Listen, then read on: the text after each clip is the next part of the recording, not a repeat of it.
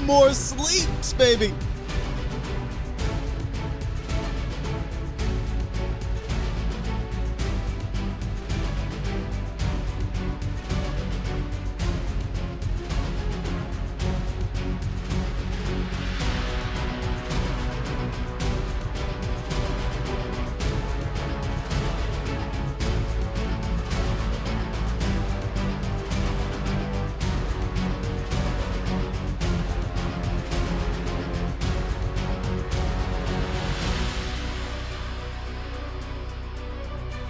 I don't know about y'all. Be insane on Sunday.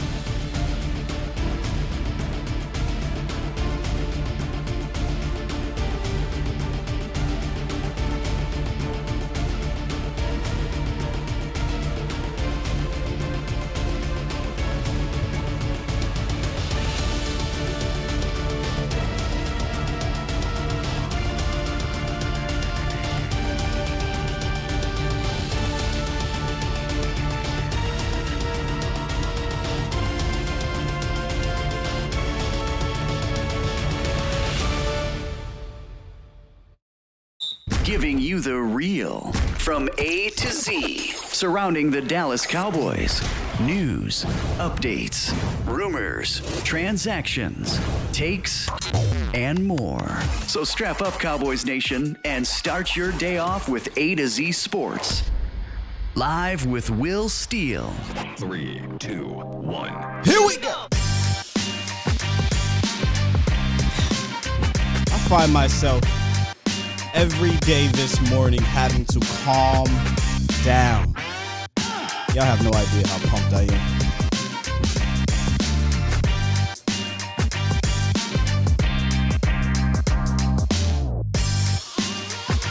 Good morning, good people. We have hit the final day of the week. 2 more days. Cowboys, Niners. I'm ready. Welcome to A to Z Sports Live. I am your host, Will Skywalker Steele. And I need a big, loud boom. 3, 2, 1. Boom! I am just so fired up. Y'all have no idea, man. Yes, 3 claps and a Ric Flair. Woo!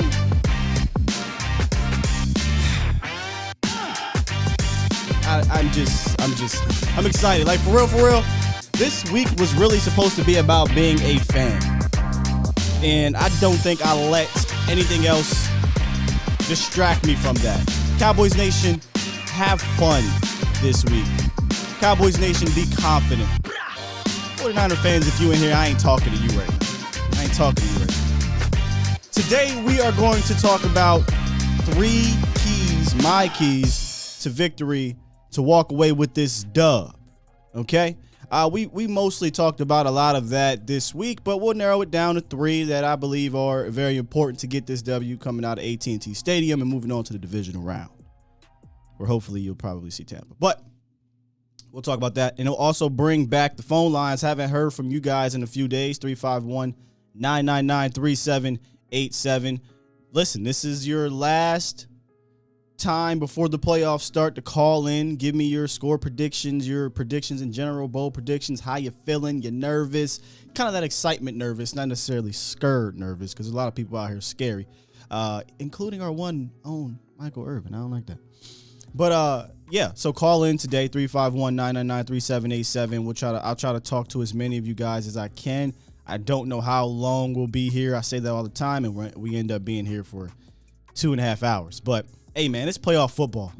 It's playoff football. I'm excited. I'm ready. I see you guys are excited and ready in the chat. Reyes, Miss Sadiqa, Joe Hunter, Mark Smith, James Simmons, C. Burleson, Adrian, Fresh Fade in the building. Joe Hunter, Miss Angelica, Miss Sheila, Jack Bynum, Iceberg Q, Alpha Mason, TC915. What's up, brother Marcelo, Miss Charlene, J. Mart, Jennifer Y. My guy, Matt Goddix, what's up? Who else we got over here on YouTube or on Facebook? Tim Garcia, Rick Solis, DeMar Moten. Come on, who else? Cedric Best. I think I saw my man CJ in the building. CJ was good. We got Cowboys Dallas. Flip that thing over there on Facebook. I see you. Devin and many, many more. Dennis, Shoot, many more coming through. I appreciate you guys rocking out this week. This week has been fantastic. It's been fantastic. You guys have been awesome. Listen, I've been saying it all week. I'm really just trying to keep myself under control here. But Sunday, I'm letting it all loose. Sunday, if you are in the Dallas, Texas area, if you're in Arlington, if you're coming to the game, swing on by to Texas Live. We will be at the Miller Tavern room, not the Revolver Brew House. We'll be at Miller Tavern. So as soon as you walk in the main entrance, we'll be to the right. A to Z Sports, myself, Jesse Holly. It'll be a packed house. We moved there this week because of how packed it's expected to be. It's going to be like being at the stadium without being at the stadium. That's how raucous and loud and exciting it is in there. And every play, every first down, you're going to hear them being crazy, and you'll probably hear me be crazy. Yeah, it's what it is, man. I'm ready to go. I'm excited for this, man. I'm so hyped. Cowboys HQ Central said, I'm flying in from Connecticut for the game. Got to represent for the boys. Yes, indeed.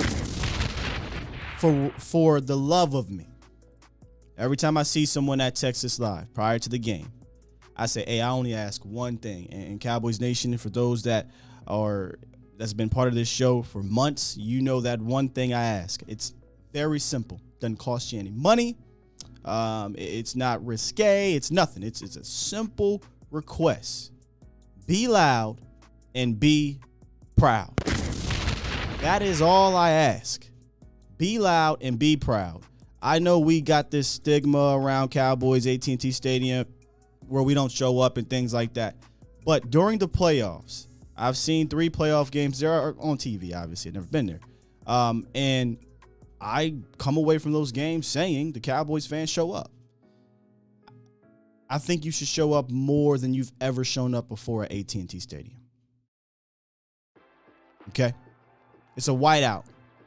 Make them feel you. You can contribute to this team by being loud and being proud. And if there's somebody behind you whining and crying about sit down and shut up, stand up and get louder. I don't want y'all to get in trouble, though, but I'm just saying. It's the playoffs. There shouldn't be a single soul in that building talking about, sit down, I can't see. Be quiet. It's too loud. Do the opposite. With that said, let's get into the roundup. There's some news, some Amari Cooper stuff, some J-Rock coming back. Will McClay news too. So let's get to that. It's time! It's time! It's time! It's time! It's time! It is time for... It's time for the morning roundup. Round 'em up, boys. Yes, indeed. The morning roundup presented by Texas Family Fitness, a solution for your fitness goals. Whether it be weight loss, strengthening up, toning up, sports, or stress relief, our friends over at TFF have everything you need, from state-of-the-art equipment to experienced professional certified trainers. And if you need a babysitter per se, they have a kids club at the gym. So if you're looking to begin your fitness journey, head on over to any of the 9 locations in the DFW area or visit TexasFamilyFitness.com.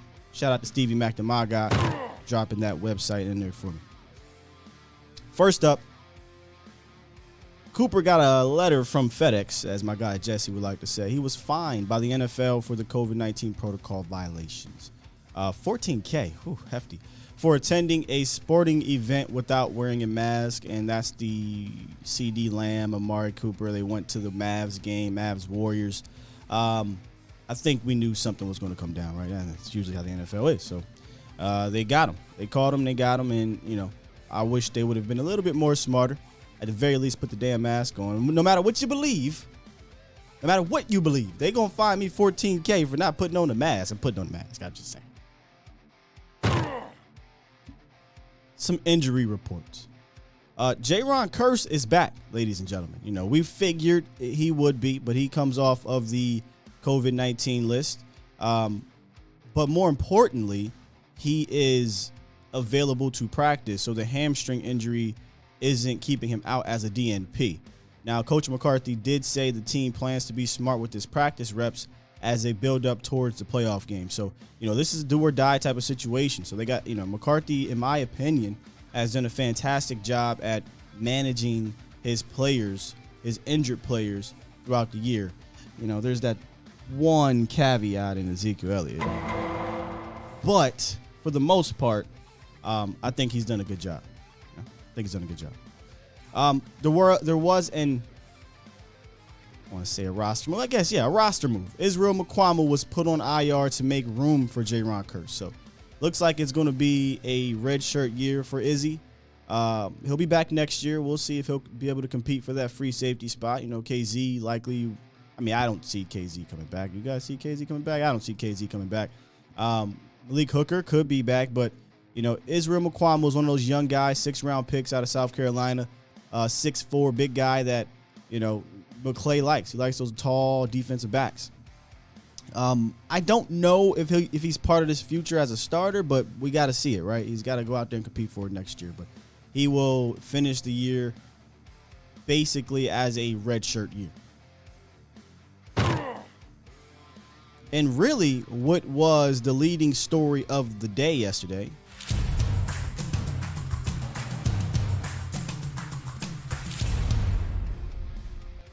Will McClay signs an extension to stay in Dallas. A deal was reached on an extension to keep him from any other club in the NFL. I feel like this happens every, 2 or 3 years. The Cowboys have to go to Will and say, hey, man, a lot of GMs getting fired out there. You're building a nice thing over here. We need to keep you here. There's no cap on front office monies. And they did the right thing. They absolutely did the right thing. Will McClay, honestly, if you lose Dan Quinn, it's just bite the bullet, right? You lose Kellen Moore, you bite the bullet. But you cannot lose Will McClay, because I do not trust Stephen Jones and Jerry Jones to be the sole reasons for bringing in certain players. I don't. I think Will McClay does a fantastic job being able to work with Stephen and Jerry, and they trust him because he's gained their trust over the last, 10 to 15 years. Remember, he was a coach for, what was it, guys? The Europe League? Was it the Europe League Will McClay was coaching for, and he did a good job? Or the Dallas Desperados, not the Europe League. The Dallas Desperados, I think it was. And he did a good job there, and then came in as a scout and worked his way up to vice president of player personnel. From pro players to scouting, Will McClay oversees everything. And I just think he's done a great job providing the groceries to the Cowboys. And let's be real here. Even last year, we have to remember, Will McClay's job is to do essentially what Stephen Jones says, which is, hey, this is where we're capped at. These are the type of players we're looking for, the numbers, et cetera, et cetera. Now go out and find me the best talent that fits under that. And I think 9 times out of 10, Will does a tremendous job. I think this was one of his finest years hitting in free agency, especially with the bargains, right? With Jaron Kearse, Malik Hooker, Brent went down with Brent Urban, but that sucked. And the many more that he brought in here. And then the draft. One of the best young drafts we've had in a while, specifically on the defense side of the ball. So, Will McClay, man, got him back. And need to get him back. All right, before I get into the first word, which will coincide with my first key to the game, I'm going to hit the phone lines for a few calls because it's going to be Dak Prescott. He was asked by, I think, my homegirl, Brianna Dix. He was asked a question, and he kind of, in the most politest way, shot it down. But I thought the answer was very funny, number one. Number two, kind of a hint to what we may see from one Kellen. So we'll get to the 3 keys to victory for the Cowboys, starting off with Dak Prescott and his response to the game plan from a question from the media. But first, get my guy Fresh Fade in the building. What's up, Fresh? What's going on, my brother? Man, I'm good. You already know. You heard me at the top of this show. I'm trying to keep all my energy. I'm trying to keep it bottled up in the right places because I'm on fire right now. I'm ready for this game. Man, I'm the same way, man. Yesterday I was getting back at the 49er fans, but today I'm just quiet. I'm calm. It's the calm before the storm, man. Because look, they can talk, and all these media outlets I was watching Get Up and some other things this morning, just watching clips. And it's the same thing. Everybody's picking the 49ers, saying they're going to run all over us and all that stuff. I'm like, okay, I think it's really cute. You know what I'm saying? That they think that the running game is just this unstoppable, man. I was just diving into some of the stats and looking at some of the games over their last few games. Yeah. I mean, they're running okay. They're running good, but it's not Derrick Henry. It's not anything out of this world. I mean, honestly, Philadelphia has a way better running game to them, to me. I'm concerned. I hear you. They're ranked like 7th or something like that in rush. You would think, based off of everything you're hearing, the 49ers run offense is the number 1 run offense in the NFL. They've rushed for record yards. This is the best rushing team we've seen in 20 years. You would think that based off of what you're hearing, but they're a good rushing team, mostly, in my opinion, mostly because they have a fantastic scheme. It is what it is. Exactly, man. So, like I said before, I'm just sitting back. The Cowboys fans just sit back, just let them talk, let them get it in. And then, when Monday comes, you just pull all those receipts. You know what I'm saying? I'm sure you're going to come back on Monday to a lot of deleted tweets. So just, you know what I'm saying? I'm just saying, just save that energy up for Sunday, and then Monday, I think we're going to be fine, man. I don't. Of course, the run game is a area of emphasis, right? But I think it's really funny that, you know what I mean, a lot of 49ers fans are so confident. They're not even confident in Jimmy G. Like, how can you be not? I mean, you're not confident, 100% confident in your quarterback. No. To even throw the ball. I mean, your coach doesn't even trust your quarterback to throw the ball. Well, I'll give 49er fans credit if they are honest about their quarterback. I'll give them credit. The quarterback is not the one to be confident in. It is the running game. Yeah. I mean, so once you stop the running game, then what? I mean, it becomes very difficult. It becomes very difficult, man. I think the key to me, the key matchup is, I mean, that's where it's going to lie. It's going to lie. To me, I think it's going to end up being Dak Prescott versus Jimmy G in the final quarter.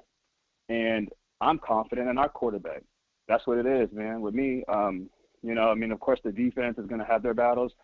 I believe our running game is going to get established. Tony Pollard is going to bring some juice. We're going to hit those edges. We're going to exploit their cornerbacks. I'm sure they're going to come with some really good runs, which will sort of confuse maybe our linebackers a little bit and take advantage of that. They're going to have some good schemes up, but at the end of the day, these playoffs are going to come down to the quarterbacks. And I trust Dak Prescott, and I trust our head coach too, because a lot of people aren't really bringing that up. Mike McCarthy has so much experience in the playoffs. When's the last time we had a coach with this much experience in the playoffs? A coaching staff, totally. You know what I'm saying? Bill Parcells, Super Bowl. Last time? Yeah, Super Bowl appearances. It's like I said, I'm 100% confident. I'm 100% confident in this team. I believe we're going to win this game 31-20. I think it's going to be a 31-20 game. 49ers, it's going to be a tough game in the beginning.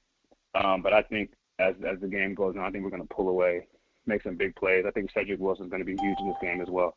So that's what I got, man. My guy, Fresh, man. I appreciate you calling in, Fresh, as always. All right, bro. Take it easy. You too.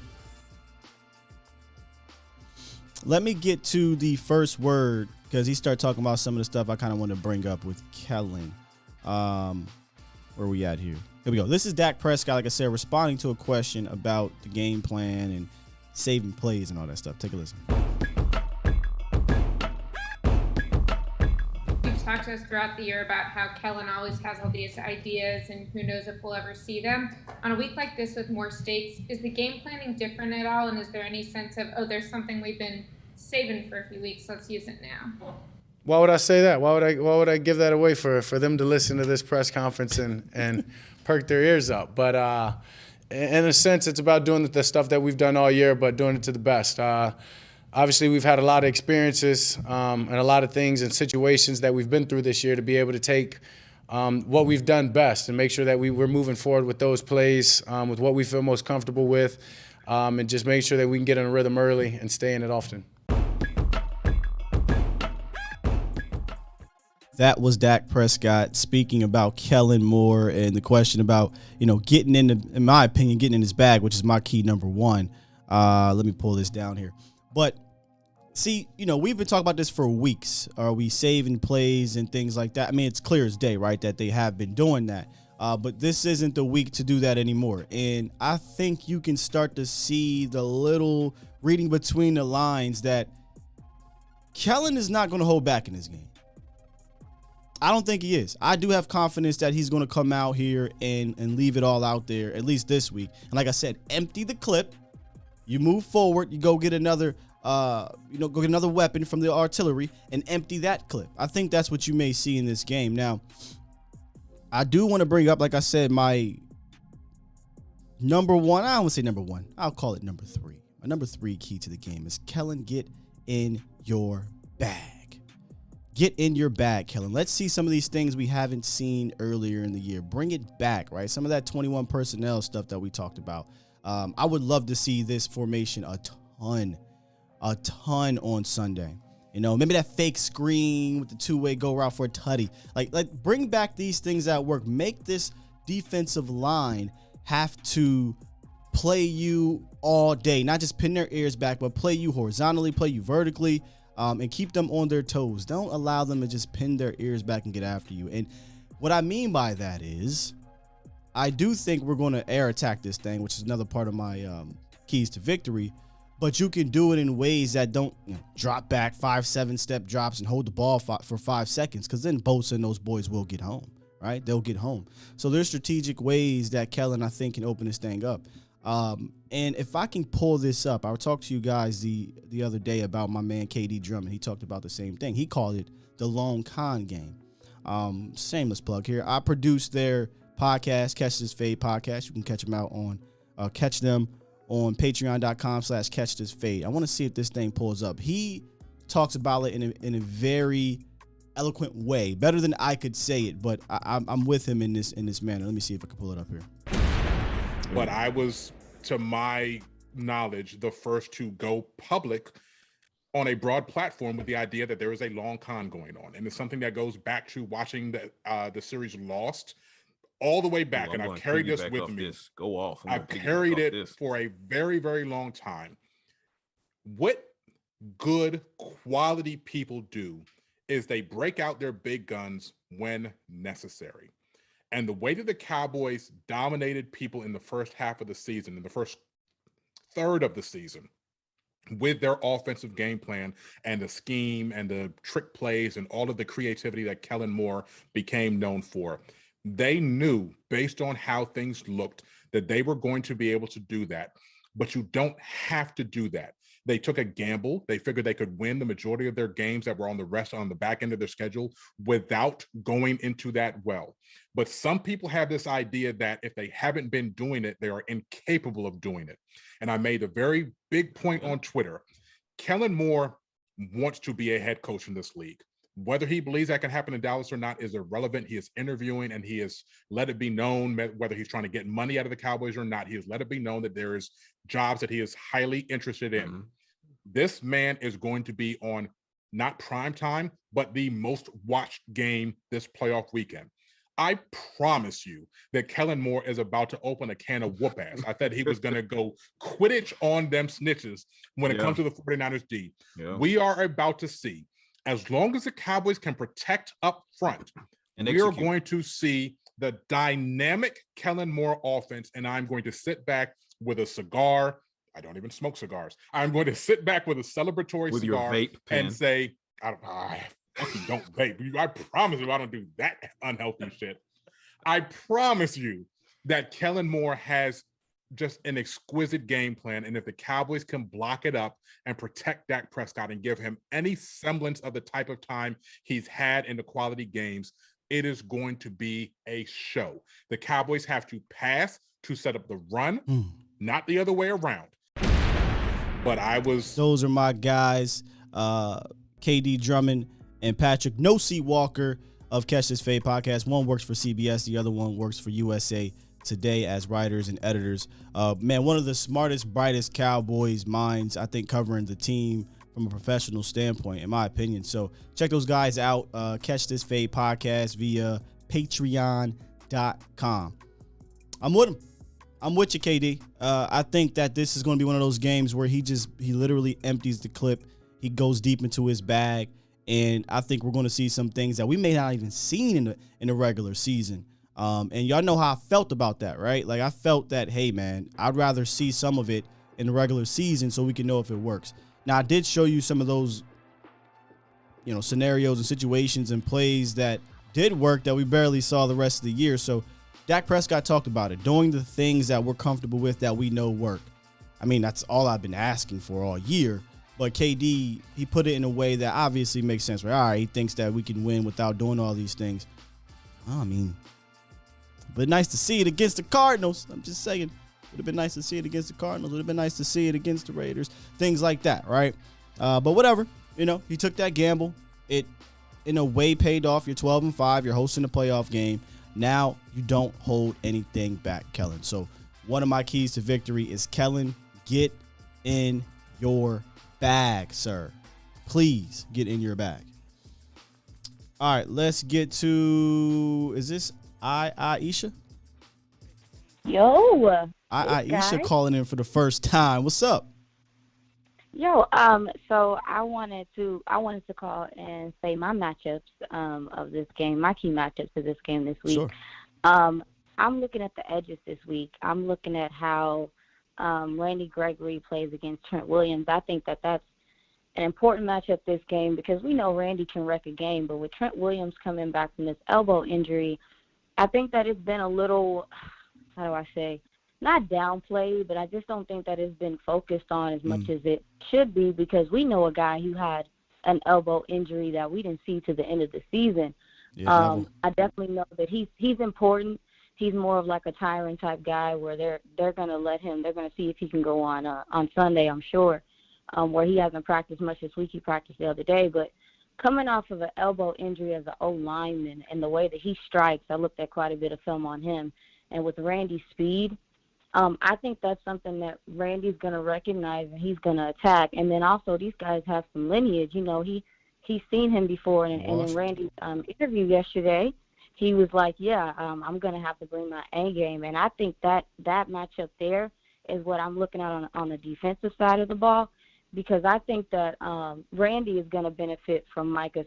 For some reason, just because of how the 49ers, they run to the left side. They run to the left side a lot. I wonder how things are going to go for Randy over there. I hope that he contains better. But that's not one of my matchups that I'm really looking at. And Leo Collins versus Joey Bosa. I think if Leo can hold up his blocks on his own individually and we don't have to double team Joey, I think that's going to limit Joey Bosa's D-line. Now, the D-line of the 49ers has been benefiting a lot from Joey Bosa getting triple and double teams. And if our offensive linemen can handle their individual assignments, I know we got some guys going to need some help. If he can handle that right side and minimize that may change this game. If you can quiet Joey Bosa, I think you can change things there. And in this conversation that the Cowboys are a finesse offense, how do you feel about that, Sky? Like, how do you feel hearing that? Like, how do you feel hearing that we're a finesse team? Well, let me get back to some of the other things you said first. They better be game planning against Joey Bosa. Nick Bosa. I mean, listen, I like Lyle, I like Tyron Smith, but you're going to have to know where he's at because he can wreck your game. So there's going to need to be quick things. If you go back and look at the Cardinals game, the way they mitigated Joey Bosa was the quick game. They got the ball out fast, some screens, misdirections, and things like that. So I do think you can't just go out there and keep Lyle on an island with Joey Bosa all game. I think there's going to need to be some version of help. But that's part of game planning. So Kellen, again, that's Kellen getting into your bag, right? Getting Joey Bosa off his spot and not allowing him to pin his ears back. Because if you do that, He's going to win. It's Nick. It's Nick, early. I'm sorry. keep the Bosa. I'm gonna just say Bosa. Just say Bosa. I don't do the early, y'all. So Bosa. listen, me out here. One of the things that I've been really hearing and looking at with the players' interviews is they're talking about trusting their eyes and playing their assignments. And with this 49ers offense, with all the misdirection and the stuff that they do before the snap, that's finesse to me. I don't feel like so going back to that question, yeah, that's what I said. I don't think killing people going downhill. And one game that I specifically think is going to help with the Cowboys' preparation for this game, and when you talk about physicality, is the Patriots game, man. When you look at how Bill Belichick schemed up some of those runs, I mean, we're talking about 2 tight end sets, 3 tight end sets, running downhill. That was physical to me. That was a physical game when you talk about how they attempted to run the ball. I don't look at the 49ers and see them, and definitely they use their fullbacks and their tight ends, but I'm talking about physicality. I feel like our players are prepared for that level of physicality because we were able to handle that on the road. So, yeah, I trust our guys to play their assignments. Those are my key matchups. And special teams. Special teams, to me, this game may change the nature of this game. We got a punter who can flip the field, and you're talking about possibly making Garoppolo drive, from the 10 every time. And we already know that that's something. I mean, they're going to be deep in their territory mostly every time if we're punting that ball, and I think that's going to change a lot of how their offense is run and how efficient they are having to drive probably the length of the field as most offenses have had to do all year with our punter. Yeah, I think it'd be a wash in the special teams department because they got a reliable kicker and we don't. Robbie Gould is one of the most reliable kickers in the history of the NFL. We know how we feel about our kicker. I'm not saying his name. He's Voldemort. I just hope he does his job. That's all. Hope he does his job. I hope he does his job, but I think overall special teams just with our coverage and listening to the 49ers fans and things like that, that's a concern of theirs, is that they think that their special teams is something like they've had trouble in coverage and things like that. I think that's something the Cowboys might look to exploit. Fossil got to make his presence known out here. Get a block punt. Let's get another block punt. As for, I don't know. We'll see. I think aside the kicker, we may see some things from special teams we've been waiting to see. I'm excited. I think he may get in his bag too. Unfortunately, hopefully. As for you said the Patriots game was the physical game. I think the game that most closely mirrors what the Niners like to do is the Denver game. They did a lot of east-west stuff, eye candy stuff, motion and wide receiver in the backfield, get you going one way, go another way. And it was a weird mixed bag because that was a game I think they had the most tackles for loss, but at the same time that was the worst game tackling that they had. And we talked about this yesterday with Okoye.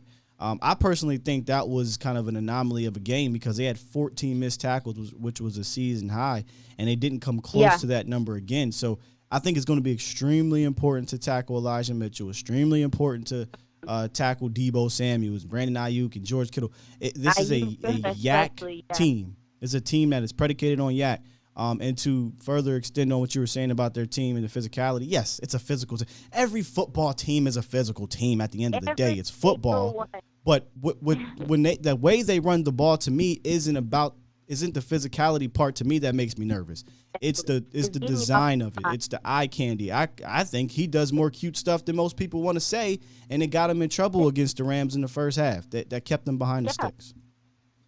And that's what I was saying. And as far as when I was talking about the New England game, I'm talking about that's how I feel like people are describing the 49ers run game. That it's smash mouth, it's downhill. It's not. It's just completely like bully ball, and it's not because a lot of it is predicated with getting your linebackers off their spot with all of the misdirection, with all of the sweeps and all that stuff. That is what it's set up to do, and to me, that's finesse. So. Yeah, I'm excited about special teams, those two matchups on these defensive and offensive lines, because I think those particular matchups can make or break the game. Because even if you don't put Leia on an island, which I don't think they're going to do, but even if they don't put him on an island, how he handles him is just important. It's just important in his game because he can wreck. Like Joey can wreck a game. Yeah. Not Joey. Nick. Nick can wreck a game. He can wreck a game. Bosa can wreck a game. It's not our fault. It's not. Listen, I'm struggling here this morning. I called him Joey yesterday, too, so I feel you. But, hey, Aisha. I just wanted to call in and give you guys my matchups. That's what I'm looking at. Steal the edge, contain the edge, whatever. Take the edge if we're the offense. Take the edges in this game. That's where I think this game's going to be won, personally, from an offensive standpoint. He's running the ball. So, yeah, all right. Appreciate you, Aisha. Have a good one. All right. Okay. Yeah, echoing what DeMarcus Lawrence said. You know, they are a team that wants to get on the edges. It's clear as day when you go and watch them play. You know, everything is kind of predicated on that east-west thing to get you to bite one way and go the other way. Because think about it. If you get to the edges and you can attack them very well, now you're talking about a running back against your corner. Or you're talking about a tight end blocking one of your corners. Or you're talking about a guard or tackle pulling to get to a safety or something like that. And that's a matchup that you're going to win 9 times out of 10 unless – you know, you're Jeremy Sprinkle or somebody that can't block for whatever reason in space. But, yeah, you know, if we can contain the edges and force things back inside to Micah, right, I like our chances. Lots of callers here in the building. Let's get to D. Sean. What's up, D. Sean? All right. Well, while y'all talking about, like, you know, the Joey Bosa talking stuff. Well, Nick Bosa. I know. I've been doing it all week. Oh, God. I was prepared, too. I was like, I'm calling Nick. All right. Nick Bosa, he was saying that he feel like Collins and Tyron is beatable. Like, that was his quote. He just literally said like an hour ago. So it makes sense of that nature. But another matchup, a key matchup, is going to be Fred, like the linebackers, Fred Warner and them versus our running game. Because I feel like if you can, like, get some type of running game, it don't have to be, you know, the big home play yards. It's like it can be 3 yards, 4 yards. That makes a difference because it makes the 49ers kind of like, you know, kind of trying to guess, like, what do we want to do? Like, are they going to run? Are they going to pass? And it kind of, the mixture can be, you know, a good formula to, like, you know, slow down the game. Yeah, I always go back to efficient. I don't need this team to – first of all, the Niners are a good run defense, but we showed you guys yesterday there are certain ways that you can get some efficient attempts on the ground. But I'll get to one of my keys to the game. I think it's going to be one in the air, but when you do run, because you're going to have to run, right? You're not going to throw the ball 50, 60 times in a dang on playoff game. But when you do run, you want to make sure that you're getting something efficient out of it so you're not in these third and long situations. Now, if you go look at the Niners over the last 6 weeks in third and long, they haven't been that great. But still, the last thing I want to be in is third and 8 and 9, and Nick Bosa pins his ear back, or they get a twist stunt where Arik Armstead is on Tyler Biadasz or whomever it is, right? And they get home and playing zone behind it. No one gets open, and now you get a big sack. So staying in front of the chains is going to be very important. It doesn't always have to be a run. It could be, like I said, an extended handoff type of pass. But when you do run, can we not do the shotgun up the A-gap stuff? Can we not bring in, what's his name, Connor McGovern at fullback on your 25-yard line on 1st and 10 and run it up the A-gap? Can we not do stuff like that? That's all I'm asking. Yeah, it's pretty old. But then another factor I was reading, they feel like the problem I feel like with the Rams they took their foot off the gas when they went up 17-0. And it also was because the 49ers were in the ball. But I feel like if we do get that extendable lead, don't take your foot off the gas.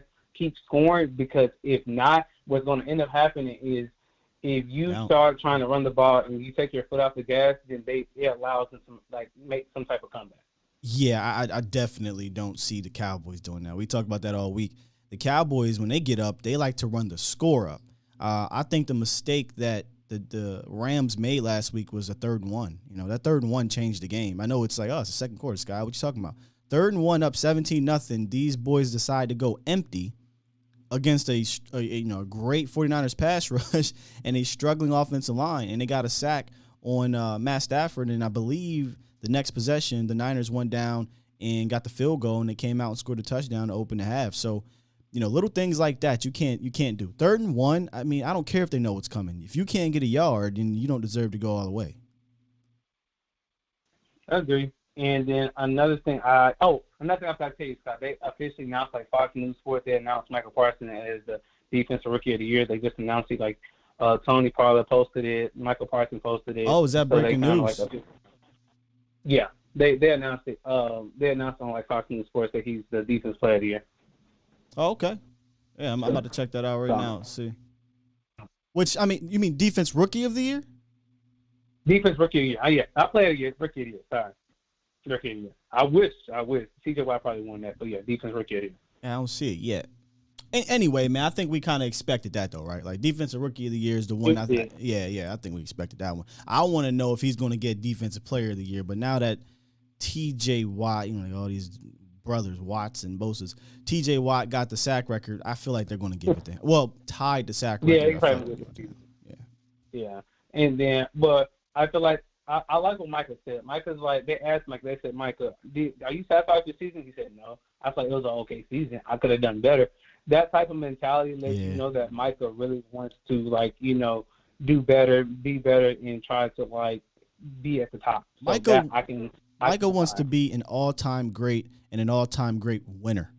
You know, that's his mentality. And I think that's, as long as he's here in Dallas, he's going to help he's going to help that mentality kind of go through the entire organization. I agree. And I feel like he kind of changed how, like, we play now because we're more aggressive. We are hit you in your mouth. Like, when he came, everything kind of changed. Also, Dan Quinn made that adjustment too. So, me personally, I don't want Dan Quinn to go, but if he does, he does. Yeah. Well, listen, we kept Will McClay. I told you, if everybody left, I'd be pissed. But as long as we keep Will McClay, you know, we'll put ourselves in position to be successful. Agree. Thanks for talking to me, Sky. So no problem. I'm going to head up out of here. No problem, man. Appreciate you, brother. All right, let's get to my key number 2 if I can find it. But I was to my. There we go. Let me get the key number 2 for you guys, which is air attack. Okay, listen. Yesterday I posted a Twitter post about how the Cowboys, when they do run, you know, this is the way to do it, et cetera, et cetera. But at the beginning of that post, I said the 49ers secondary is the mouse in the house. And that's real. They're the second worst team in the NFL at defending the deep pass. Dallas was 4th in the NFL with 63 completions of 20 yards or more. So I understand that you can't go into this game throwing it 50 times. I know some people would want to. I personally don't. I feel like if you do that, you're just going to walk them a pass rush. Now, when they do throw the rock, I'm definitely looking to go deep first and then come back down on my reads. And that's not going to happen every play. But the 49ers are susceptible. And, there's going to be Niner fans in here that are going to act like their secondary is not, is good. They lying. Their secondary is not that good. It is what it is. The real 49er fans will tell you that this defense is predicated on its front seven. It's predicated on their Arik Armsteads and Arden Keys and obviously the Nick Bosa's getting home. And they can do that. They're 5th, I think, in the NFL in pass rush win rate. They're 5th in sacks. Pressures are 20th, so it's kind of feast or famine. But when they do get there, they feast. But if you can scheme it up, if you can block it up, you have an opportunity to air it out on these guys. You do. And that's kind of coincides with Kellen being in his bag. We showed tape yesterday, and not week 6 tape, or whatever week it was that people were complaining about. We showed tape in the Cincinnati game. A good quarterback with good weapons and things like that, where Joe Burrow was airing it out towards the end of that game, and they couldn't stop Jamar Chase.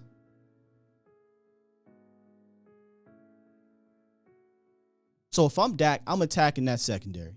And earlier I talked about how over the last 6 weeks, if you get to a 3rd and long situation, which I don't want to do, but if you get in that 3rd and long situation, the 49ers are dead last in the league, allowing 52% conversion rate. So it is a good defense, without a doubt.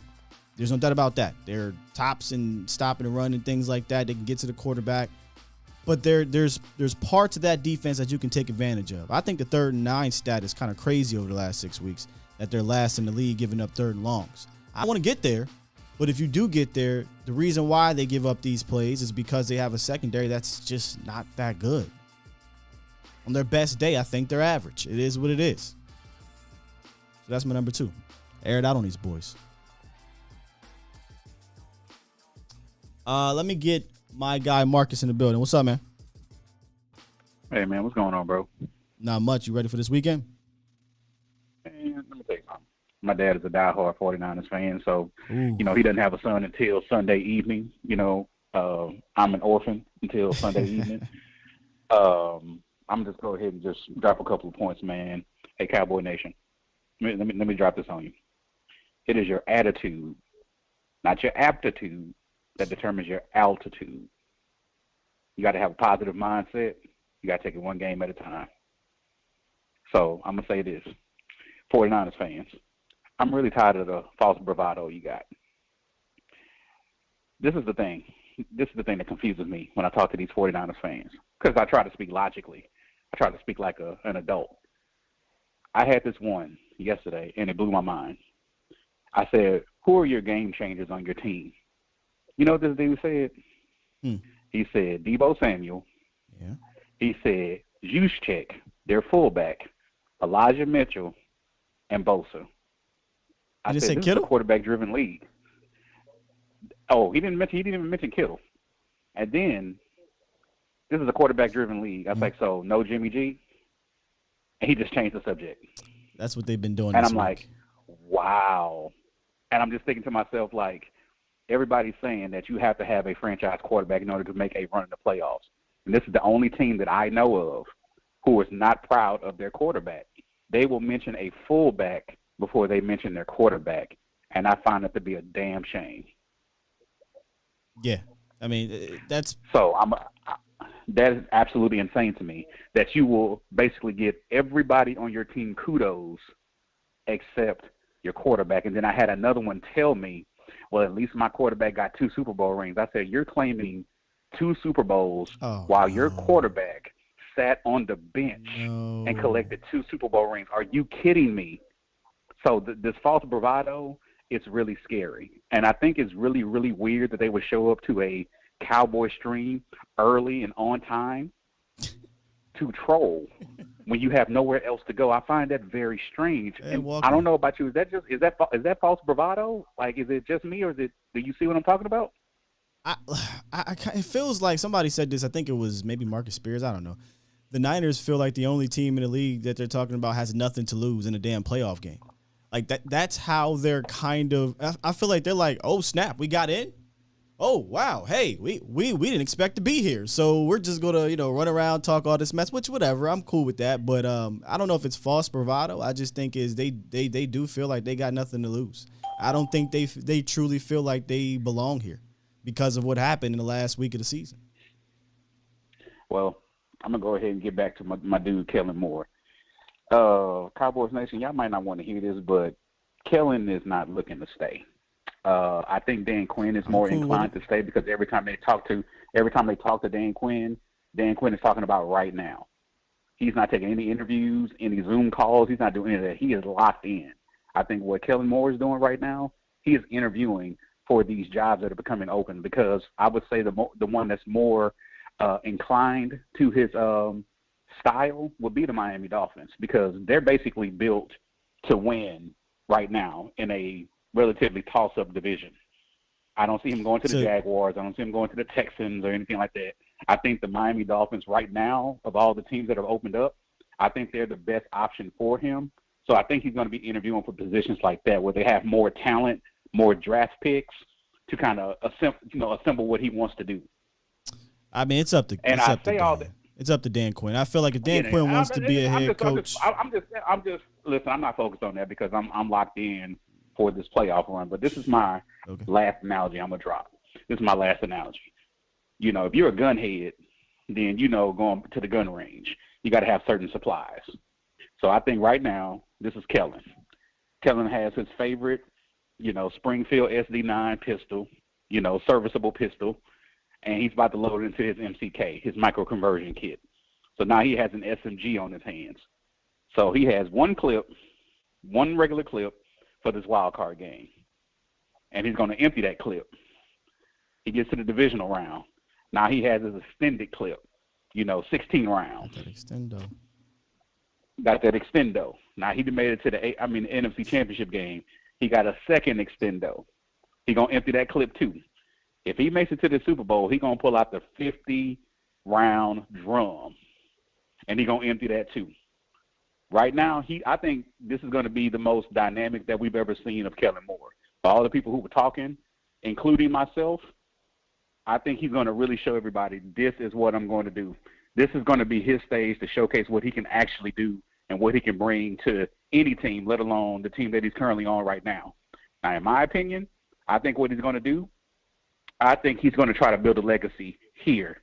Him, Dan Quinn, Mike McCarthy, they're going to build a legacy here before they go to anywhere else, if they even think about going anywhere else. What you think about that? Again, like I was saying, I think if Dan Quinn wants to be a head coach, he'll go be a head coach. There's like 7 or 8 opportunities out there. There'll be one for him if he wants it. It is completely up to Dan Quinn.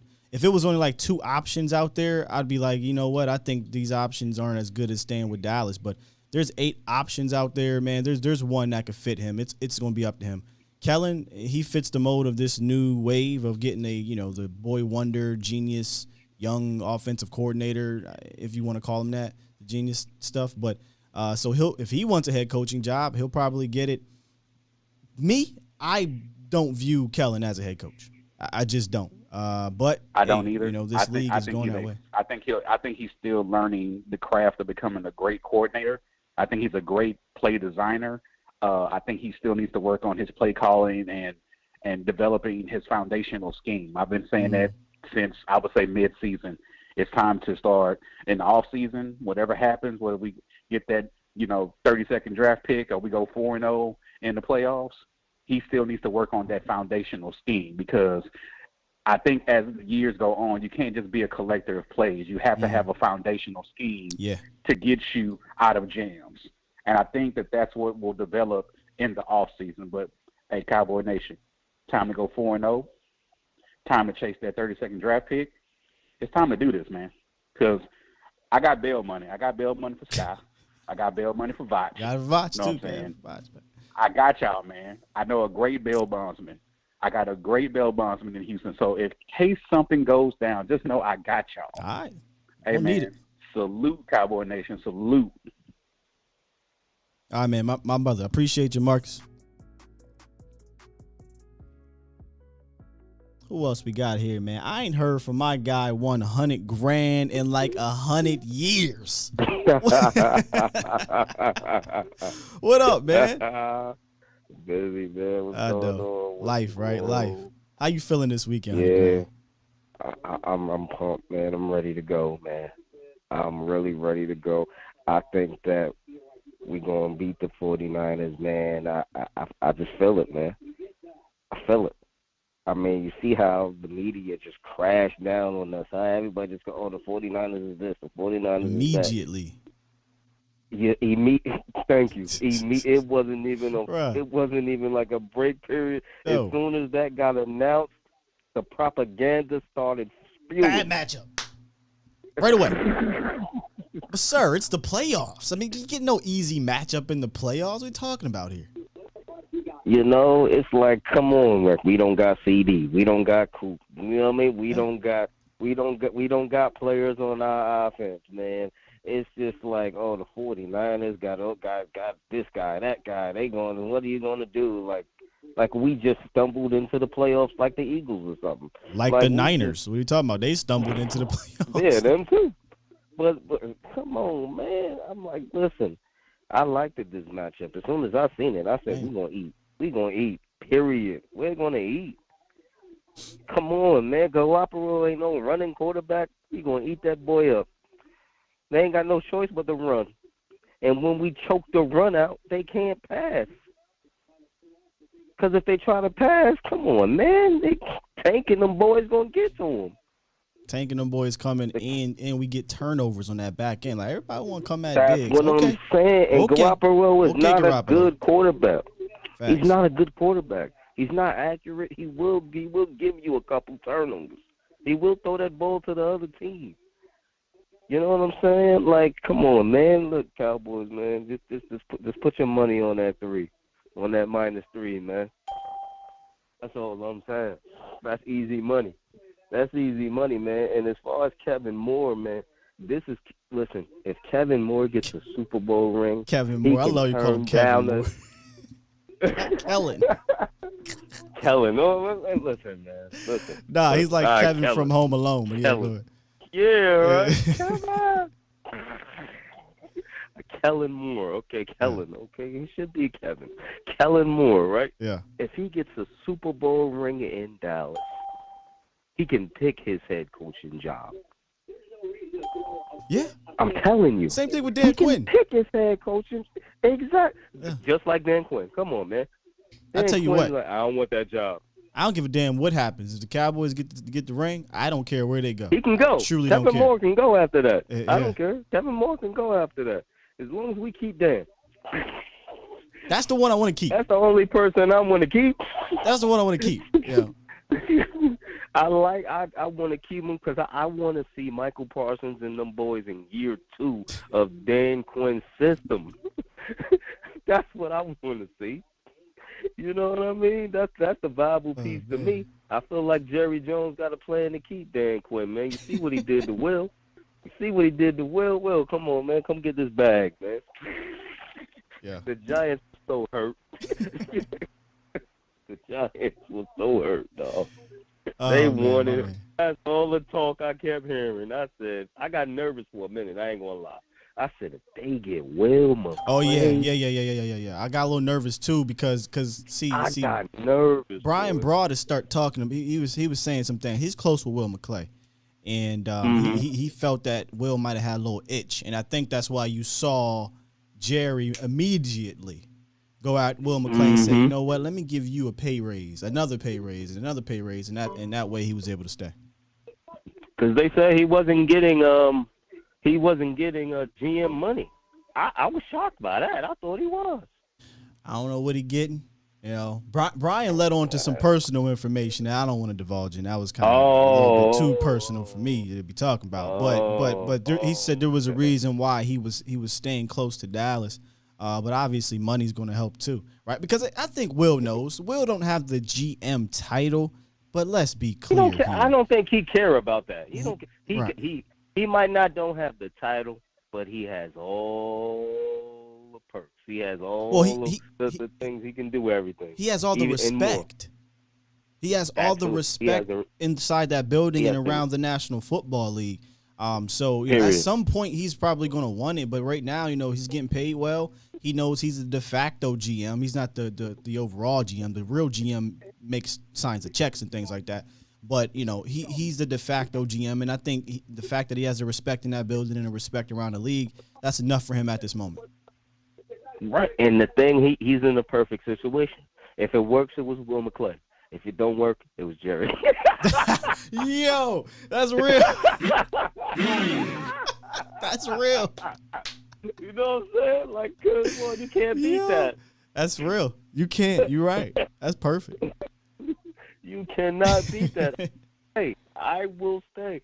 In the history he got with the Joneses, I mean, his father worked with the Joneses. He was with the Joneses for about 20 years now. So, I mean, stay with what you're comfortable at. Stay where you know you got the power at. If you go somewhere else, you don't got no power over there. You don't got no equity. Like, you get what I'm saying? It's like starting over. It's like starting over, man. And with the Giants, I mean, I don't know if I want to make that move and do that, man. They bad. It's going to take them a couple of years. Nah, we good. We kept him away from him. We straight 100 grand. But, yeah, man, now the Giants want to go after Kevin Moore. Go ahead, get Kevin Moore. Like you said, I don't think Kevin Moore can command a room. I think his staff, he would have to pick a veteran coaching staff to help him command the room. He doesn't have that. He can't do it. Even in his press conferences, you don't feel like you do with Dan Quinn's press conferences. Now I get it. Dan Quinn was a head coach. You get what I mean? But at least go up to the podium and show that you can command a room. He's still like, a little nervous, like, you know what I mean? Well, I don't know if Kellen can win the room like Dan can. That's all. You dealing with grown men, man. Yeah. You can't go in there, right. And you see what they did to Mike McCarthy. Mike McCarthy can't motivate nobody. What do you think they're going to do Oh, to no, him? Mike definitely can, but it is what it is. Hey, 100 grand. Let me get to some I'm more ready. callers, bro. All right, man. Go Cowboys. Yes, sir. Appreciate you. My man, 100 grand. He's funny, man. Keep it real though. He called Kellen. He said Kevin Moore and Michael Parsons.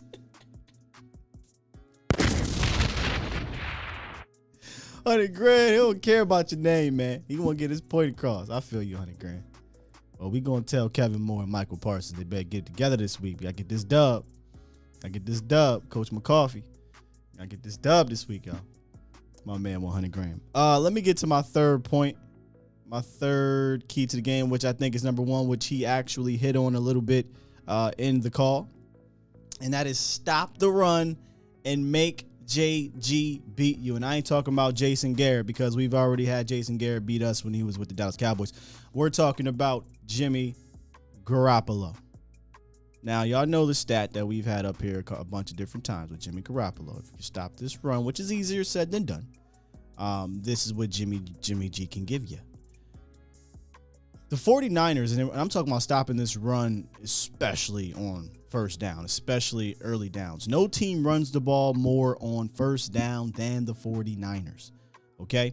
And we saw that come to fruition against the Rams, both in the first and second half. The first half, it didn't work. They kept staying behind the chains, and that bit them in the butt. They couldn't get anything going. So I think your best bet is to obviously stop the run on period, but stop the run on first down and make this guy beat you. 11 turnovers in the 6 losses. We talk about the 6th highest interception percentage of quarterbacks with 400 passing attempts in the league. He is number 2 in the league in turnover-worthy plays, the 2nd worst in the NFL in turnover-worthy plays. Like, Jimmy G will give you the rock, man. But if you don't stop this run, he can dice you up a little bit within their scheme. He can be accurate in what they do. The play action, listen, their run game sets up everything. Their run game sets up their passing game. They don't want to be just a pure drop back team with Jimmy Garoppolo. Shanahan don't even like this dude. For real. I mean, go look in the playoffs. Jimmy Garoppolo threw the ball 8 times in one game, 19 times in another game. I said this earlier about Taysom Hill when I was like, hey, man, don't be surprised if Sean Payton comes out and runs the ball 50 times. I was wrong. He actually came out, ran the ball 41 times. Threw the ball 41 times. I will say this about Shanahan. He will run the ball 50 times. Hell, if they was smart, they probably would, which is why the Cowboys need to get up to take him out of it. But there's proof that Shanahan will run the ball 30, 35, 40, 45, 50, 55 damn times in the postseason. It's proof they will take the game out of Jimmy Garoppolo's hands if you allow them to. And I just think that they will try to do that on Sunday. Now, if the Cowboys get up and make him have to play your game, and the Cowboys' game is man defense, right? Getting after the quarterback, being aggressive, blitzing, things like that. Cover one, play maybe some of that robber technique. Jimmy's not that great in that cover one scheme. He throws for 57 completion percentage out of cover one. And a lot of his interceptions are in that middle of the field. So I could see, like I said, I could see them going a big nickel, having that rover, Malik Hooker, Jaron Kearse kind of roving around that middle of the field. Jaron Kearse is really your best rover. Even Dono could do it too, Donovan Wilson. So make Jimmy G beat you. So those are my 3 keys to the game. Let me bring it back here. Get in your bag. Kellen, air that thing out. Get up on these boys.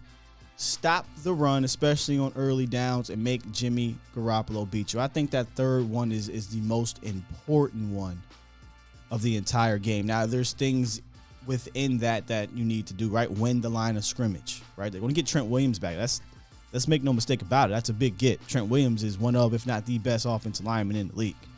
Okay? Aisha talked about the elbow situation. I said it yesterday when he talked about how, he's going to go in there and try to play off of adrenaline and put that elbow brace on and hope everything is good. I'm like, whoa, wait a minute. That thing sounds worse than maybe most people think. But I'm pretty sure they're going to shoot that up. They got meds for all that stuff. So I'm pretty sure they're going to shoot that up, and Trent's going to give it everything he got. And if he gives everything he got, he's going to be a tough go about it over there. So, if the Cowboys can win the line of scrimmage or at least win the front seven, because sometimes, there may be a crease there, but if Micah fills that lane, fills that gap, it won't matter. And wrap up and tackle. That's all part of stopping the run, right? Remain disciplined, win at the LOS, and tackle. Then that will allow you to put the game in Jimmy Garoppolo's hands, and I think that's something we all would welcome. Right? We all would welcome putting the game in Jimmy Garoppolo's hands. All right, let me get to a few more callers here. I have Reek on hold. What's up, Reek? And then Los. Yo, what's going on, Skywalker? Still, Cowboys Nation, stand up. Like, subscribe, share, all that good stuff, you know what I mean? Skywalker deserves it. Thank you, brother. My whole thing is, man, we on the quest to 6, man. We got to go get this thing, man. We don't have time to be driving around. My thing is like this, man. I hope that sometime before this game starts that Dak Prescott and this coaching staff goes back and watch that playoff game when Dak and Zeke were rookies and they had to play Aaron Rodgers and they came into our house and beat us in our house, and get go ahead and reflect on that feeling, how it felt to them to lose like that, and they had a good season. You know what I mean? As young dudes, now you veterans. You know what I mean? You don't have many times to get up to try to get up in the dance. You know what I mean? Because what happens in free agency and coaching and all that. Cowboy Nation, let's stop talking about what's going to happen next season. We don't have no crystal ball. Yo, bro, we got to finish this season. This you know game, what I mean? I'm not focused on next year. I'm focused on this game. That's what I'm talking about. Game, I'm focused. This is where I'm at. Yeah, I'm focused. I'm not putting the cart before the horse. You know what I mean? My whole thing is like this, man. We got to focus. We got to lock in on this game. Like Skywalker said, we got to lock in on this game. We got to show up and show out. Everybody that's going to the game, wear your white, bring your towels. We gotta let these people know that we behind them 110%. So go out there and play your best game. Leave it all on the field. Yeah. You know what I mean? Kellen Moore, you supposed to be the boy wonder. My whole thing is like this: if this dude doing some old fugazi, funny stuff, I hope I have to yell at this dude, man. I hope he jack his ass up in the locker room at halftime and let him know, like, bro, we ain't playing that finesse bullshit. Go out here and win. Let's go out here and coach a good game. You know what I mean? And I believe in Dak, man. I believe in Dak. Yeah. If everybody do what they got, do their job, Dak Prescott gonna bring it home. And one more thing, if Collins is over there getting blown up by Bosa, this dude getting blown up in the first half by Bosa making him his baby. You got to make a change. Man, that's what I'm saying. Right, if that dude over there making him his baby, you put Steele in, man. I don't give a damn how much that man getting paid because they got reservations. Yeah, that's what I'm saying. If it's obvious, you got to put Steele in, man. I want to win this thing, man. I ain't trying to be BSing around because these dudes getting paid all this money. We got to do whatever we got to do. We've seen them do that, though. We've seen them. If there was an issue, they've made a swap. If there was an actual problem all game, but if you go back and look at most of these games, it's not like there's been a problem all game. Maybe one or two of these games. So the offensive line, I get it. We've had struggles from here to there, but overall, I'm very confident in this offensive line, man. Period. And you should be too. Yeah. But I'm gonna tell you something, Skywalker. The one that I know that's proven against a Bosa is Steele. He played the Bosa. Collins wasn't here to play the Bosa, and still did a damn good job against his older brother. Yeah, that's just me. That is me, bro. Do you not have confidence in Lyle Collins? A little bit, yeah. But if he get picked up like a little baby, if Bosa make him his baby in the first half, you put his ass on the bench. Sure. I don't care, bro. So same thing. If Connor Williams get picked up like a baby, you put him on the bench too, right? Different position, man. No. If Connor Williams is getting owned, do you bench him too? Correct? Nah, you don't have but you don't have a backup for Connor Williams. You do. Don't have a Connor solid McGovern. backup. What you talking about? McGovern not athletic enough like this dude, man. Nah, I ain't talking about athletic. You said getting picked up. It's That's difference. strength. Connor McGovern has the strength to do it. What I'm saying is he keep that has the same strength. energy for everybody because we want everybody to play well. And if somebody's you keep using these hyperbole words, getting babied and smacked around and all that stuff. If somebody's getting smacked around, I don't give a damn if it's Tyron Smith. You put Terrence Steele in on that side too if he's getting embarrassed in the first half. I don't got time for nobody. Y'all just like to single out Lyle Collins. I think that's funny. Okay. I just think he's still a better player. That's just my opinion about it. Do you think Lyle Collins is good? Yeah, he's good. Okay. He's good, but I don't think he's better than Do you think the Cowboys are good enough to win with the line they got now?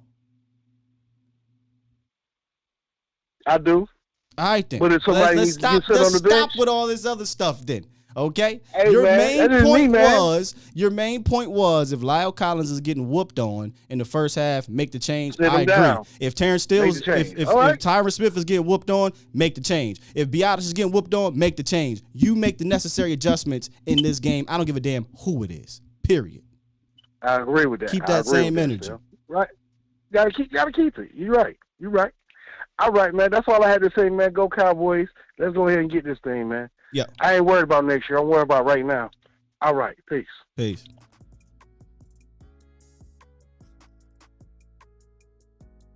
Los, what's up, Los? Yo, what up, Sky? And I only got one thing to say for them 49ers. We ready. We ready. I know you ain't about to say. We ready for y'all. You know that song, Sky. And all my DC fans for live, stand up. You have to be excited for this game. So here's my two key things that I'll leave you be, Sky. Like you said, Dak has to attack and be aware of those zones that San Francisco will play and make them pay. Because playing man will be the worst matchup for them. So they're going to have to disguise most packages and generate a pass rush and not solely rely on Nick Bosa. So expect a cornerback or linebacker blitz to shoot up the gap. Good point. I think they'll bring some blitzes from the corner. I've seen them do that in the 3 or 4 games I watched in the All-22. They definitely bring that slot corner. I still don't think their post-snap disguising is that clever, in my opinion, but they still do it. And sometimes it doesn't take you being clever to do it because if you're premeditated to go or if you're predetermined to go somewhere pre-snap, and they rotate a safety, it could just be something that simple that makes you come off of that look. So, yeah, I think you'll see some disguising. I just don't think it'll be like you saw in Arizona. Exactly. In this game, we have to attack the spots that are given and move up, and we can't fall behind the chains. Don't do these bubble screens and running up the middle. Feed Cooper and Pollard often and let the offense work. Put the players in the comfort zone on what they do best, which is yak, put them in better routes, and use the page of San Francisco book with the motions, pull out, and keep it. And like a caller said, keeping it complex while keeping it simple. You know. And number 2 is with this defense.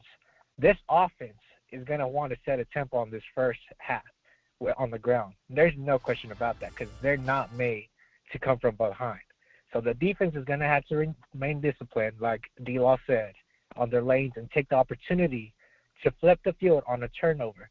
Because one thing we said about Garoppolo, he will do something to be like, what the was that? And we had to make him play off script. And keep Devo and Kittle are my main focus on keeping those drives on third downs. So let's keep being dominant on those key things, which is third downs and taking that ball away. And thank you, Sky, for taking my call. And all Cowboys Nations, we all have opinions, we all have passion, but at the end of the day, we're all football family. And if you're a bandwagon fan, if you don't have, anything for my team, you ain't part of my cookout. And with that, Sky, make sure to leave a like and share with your family and friends for the film Jedi Master, Mr. Skywalker Steele, the best morning show talking about your Dallas Cowboys. Now enjoy the rest of the show. Sending it back to you, Mr. Sky. My man, Los, stay with it. He stayed with the voices, man. Appreciate you. Yeah, I'm just showing some of Kellen Moore's, some of the plays that he ran earlier in the year that we never really went back to. And I'm not saying all these plays. Well, one of them was not earlier in the year. That was the Washington game. But I'm not saying all these plays you have to do. Goddamn. But I'm just saying get back to this kind of creativity. And it's really not a whole bunch of, cute stuff per se. It's stuff that works. That's all I say. Do what works. All right, man, let's get a couple more, and we're going to head on up out of here. Bro G. What's up, Bro G? What's up, my man, Scott Walker? Calling in this morning. I'm calm this morning. I don't know if you remember. I was a little excited. I think that was Tuesday, around one of them days. Nah, I love that energy. But, yeah. But, you know what they say? It's like the calm before the storm. Mm-hmm. Calm before the storm. I ain't really worried too much about this game. It's, but I got a couple, maybe some matches. I think you talked about this on one of your podcasts. I like Anthony Brown on Debo. Did you say that? Yeah, I think it was Koya and I. We were saying we like the Anthony Brown or Boss Man Fat matchup with Debo. Well, obviously maybe with the safety over top or whatever, but we know Debo, he's going to get the rock at the line of scrimmage, or he's going to get the rock quickly, and you got to tackle. And we know that that's not Diggs' strength, whereas AB and Boss Man Fat are a little better in that area. Yeah. Yeah, like that. I don't know if you've seen what the Rams did. They I didn't see Kittle get off too much in that game. They put Jalen Ramsey on Kittle, so I think did they? On an opportune time, I think we should put Diggs on Kittle. See, you onto something, long bro. around there. Listen, you onto something. I've been thinking about that for since the matchup came up. I kept thinking to myself, I kind of would not mind Diggs on Kittle on occasion, kind of like we used to do with Byron Jones. You remember that?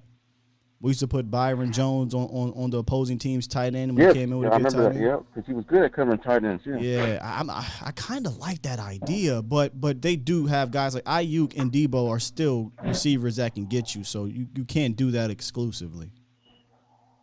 Yeah, but I think what the 49ers might try to do, I think they're going to try to match up some taller receivers on Anthony Brown or Jordan Lewis when he gets in the game. So I think we need to watch out for Jennings. He's a little taller receiver than Ayuk.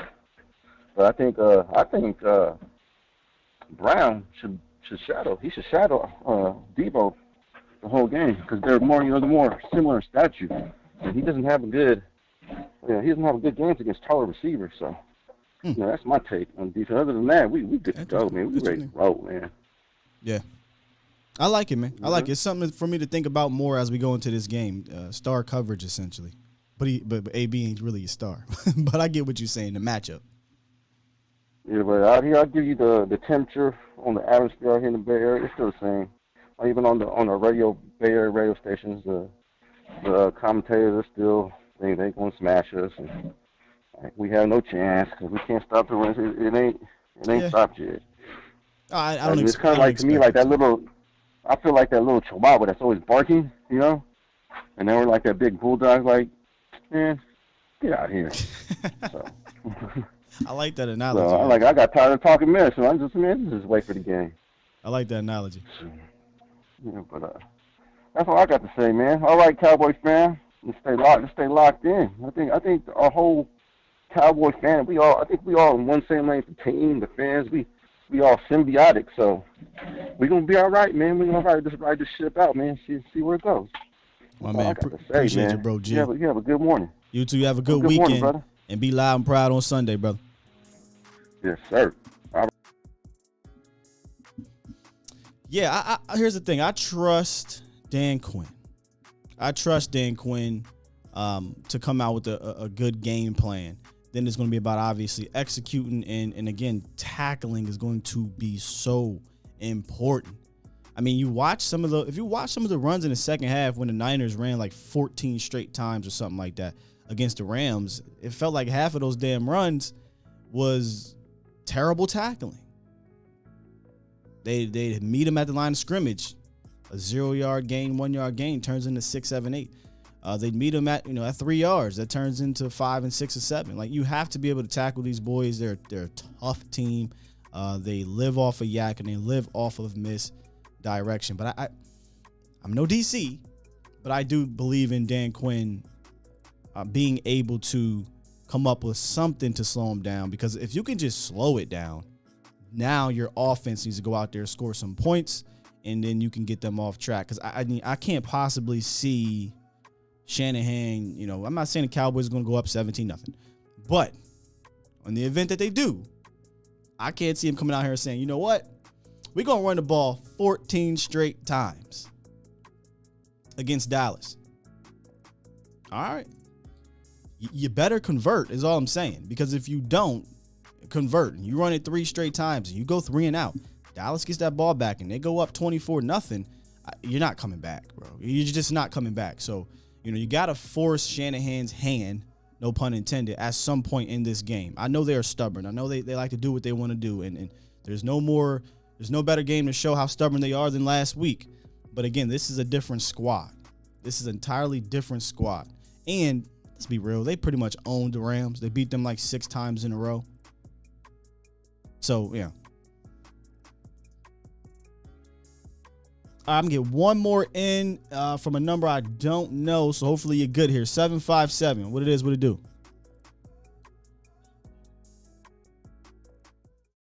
Stay, and then I'm going to leave you alone for the day. Uh-oh. Are you a Niner fan? No, I am a Cowboys diehard, born in 71, baby. Born in 71. All right, cool. All right, not saying I don't welcome Niner fans. I'm just saying it sounded like you was one of Niner fans. Oh, no. On my screen is your face, and then right beside your face is Dak Prescott. Yes, sir. I don't like to put the cart before the horse or anything like that. But this man right here has a chance to do something in history that probably, I ain't no stat guru, that probably has never been done. Do you realize if and I know this is a big if we meet Patrick Mahomes in the playoffs, in the Super Bowl, that means that he would have had to beat Galapagos that played in the Super Bowl, whatever his name is, Jimmy G. I love it. We would have had to Jimmy Galapagos. We would have had to we'd have had to beat Tom Brady, who is the GOAT, who won a Super Bowl. We would have had to beat Aaron Rodgers, who's one of the greatest, who won a Super Bowl, and we would have had to beat Patrick Mahomes, the one who's on the throne, as one of the so-called greats right now. That would have to be, no question about it, the greatest Super Bowl run in history. I'm gone, player. I'm gone. I don't need to say no more. I'm gone. You have a good day, bro. My man, appreciate you. Let me tell you something. If that's the run, man, that is a hell of a run. You're talking about Tom Brady, right? I ain't know about Jimmy Garoppolo. You're talking about Tom Brady, Aaron Rodgers, and he said Patrick Mahomes. Whew, that's a gauntlet right there, brother. That's a gauntlet right there. Y'all killing me today with the names. I usually butcher the names. For those that are a part of the show, I butcher the names, so I welcome y'all butchering them. Bring it on. We got Kevin Moore today. We got Michael Parsons, and we got Jimmy Galapagos. That's my favorite one right there. Jimmy Galapagos. Put the game in Jimmy Galapagos' hands, and the Dallas Cowboys will win. I'm telling you. Y'all been killing it today with the calls. I appreciate it, man. All the calls. Every single last, but especially my day ones, the Los, the Reeks, Fresh, everybody that's calling through here. Appreciate you guys, man. I'm just ready. I'm gonna be honest with you. I told my lady, I said, I'm done with the talking. Now it's my job. I got to talk some more about it. And on Sunday, pregame show, make sure y'all there for the talking. By the way,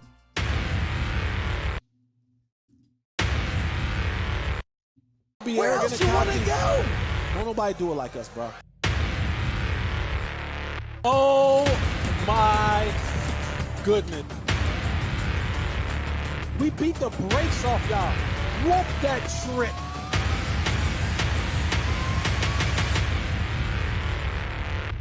the most lit pregame show, halftime, postgame, whatever you want to call it, live show on site in the Dallas area, man. Make sure y'all be there on Sunday at the Revolver, the Miller Lite Tavern Room. Like I said, it's to the right as soon as you walk in. Me and Jesse Hiley will do the pregame show. We'll probably do a longer version of the pregame show, so make sure y'all check that out. It's going to be fun. We'll be talking about everybody. We'll be talking about Kevin Moore. We're going to be talking about Galapagos. Everybody will be talked about in this game for the Dallas Cowboys to get this victory. Now, before we get out of here, I want to see in the chat your game predictions. Yeah, Niner fans, you can drop yours too. Score predictions for this game, Cowboys Nation, because on Sunday it's tough to get into the chat. Me and Jesse go back and forth, and we breaking down the game and everything like that, so it's hard to look in the chat. So let me get your predictions today. Sean J has 34-21 Niners, so obviously probably a Niner fan. Miss Charlene, 27-17 Dallas. My guy Jay Lombardi, salute to you. 31-17 Dallas. Now Rico, see Rico. Let me show you what they're talking about. Rico, 45-3 Dallas. Let me tell you something right now. If the Cowboys blow the Niners out like this, I'm gonna be unbearable. I know I said I'll be like that with the Super Bowl, but I don't like the energy that I'm getting from these networks and these social media, so I'm gonna be a little unbearable. 35-17 A. Lou. I'm imagining the Cowboys. Adam Mack, 38-24 Dallas. Adrian has 27-24. 52-21, says Sam. He says good guys. 28-17 Captain America. They said Fred Warner smoking on that Zeke pack. Oh, okay. This the same Fred Warner? See that right there to your bottom left? That man grasping that air, grasping that ankles. That man right there? Wait, where's he at? Wait. Boom. That Fred Warner. Nah, Fred's nice, but I'm just saying, he got to work a little bit last year. 31-17, Ray has the Niners. 35-17, James with the Cowboys. 40 burgers, says Los. 41-17, Dallas. J-Mark, a lot of points scored. I said this to Fresh when he hit me up yesterday. I do have a feeling the Cowboys, this is going to be points scored in this game. Now, can the Niners match that? I don't know, but I just have a feeling Dallas is going to score points in this game. 31-17 says Marcus. 34-17 Cowboys, says Vincente. I'm getting that right, my bad. 34-14 Joe, but I'm not sure which way. Cowboys 31-21 says Glenn. Patrick 31-27 Dallas. 38-20 Boys. 31-17. So it looks like a lot of you guys feel like Dallas is going to score points. I think I'm with you. And it's not the Niners defense. That's a good defense over there. It's more so I just think Dallas is going to just bring out the things that work. We'll see more schematically, game plan wise, the things that we did earlier in the season against some good defenses too, by the way. Oh, by the way, on the road against the mastermind Bill Belichick, against one of the best defenses in the league. Dallas put up 500 yards total offense. So it's not like they haven't proven to be able to play against good defenses and score points. 35-30 Niners. Jaws 88. No. And honestly, he's not walking back really on this show. There's things there that I don't know if you guys peeped last time, but we're not gonna hit the negative parts of the situation. Just know true colors were revealed that day. Jaws. True colors were revealed, and for the sake of just no. Nah, I'm just not with some of the stuff. Manuel 34-24 San Fran. Now the San Fran, the Niner fans with the score predictions, maybe I should have did this earlier. Your real intentions your true colors is coming out. You really respect the Cowboys for real. You really respect the Cowboys. 34-20, I saw 35-30. Y'all talk a lot, but you really respecting us, so I like it. 41-13 Stelios. He said, now we about to blow them boys out. Salute to you, Nobles, for the donation. 44 Cowboys, Winers 20. My guy CJ Richards says 27-10. 38-12 says Albert. 30-17 Marcelo B. See, Ken, come on, Ken. 97-6. What is this, Madden on rookie mode? What's up, Jesse? 24-38 Dallas, 41-13. All right. Jacob said, look, he being nice. 44-28. He being nice. All right, Jacob. So you must think it's really going to be a blowout type of game. 56-21. Woo. 52-17 Super Bowl score. 39-36 Cowboys. Zerline redeems himself. Oh, I said his name. We're not supposed to do that. The kicker redeems himself. I'm going to just say LD says Terrence Steele gets another touchdown. Reek said the Niner fans, come on back here next Monday, and I hope y'all have that same energy. Yeah, come on back. We said this before, right? Like, come on back. We welcome you back. Welcome you back for sure. I'm not going to name that one, but they call us delusional here. Hostile Boy said, I'm going to check back in after the game. So imagining you a Niners fan, so you could check back in post-game show on Sunday, or you could check back in Monday. We'll obviously be doing a reaction to the show, reaction to the game, recap to the game. That show's going to be fire one way or the other. But y'all know how I feel about this game. But I'll give my full score predictions and bold predictions and all that stuff on Sunday with Jesse Holly and myself for Game Day Live. All right, so let me go ahead, get ready to press this dang on button so we can get up out of here. Y'all enjoy y'all weekend on this Fan Friday. 2 more sleeps. 2 more sleeps, Cowboys Nation. And we here. And make sure if you're showing up to that game, you show up loud and proud. All right? Whiteout, Sunday, AT&T Stadium. Make sure y'all check out A to Z Sports Dallas.com. We out of here. Love y'all. Peace. Shout out to Stevie Mac, the mod god. Appreciate all the donations as well. Hit that like button on the way out. Subscribe if you enjoy this thing.